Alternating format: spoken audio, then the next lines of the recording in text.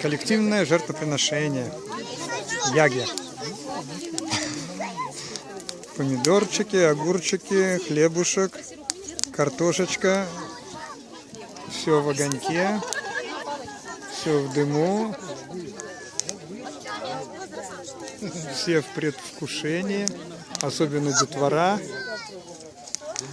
И даже Шастра Прабху решил поудить рыбку из костра.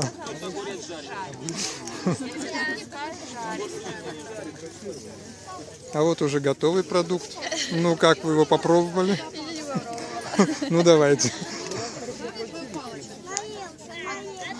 Каково впечатление? Очень вкусно.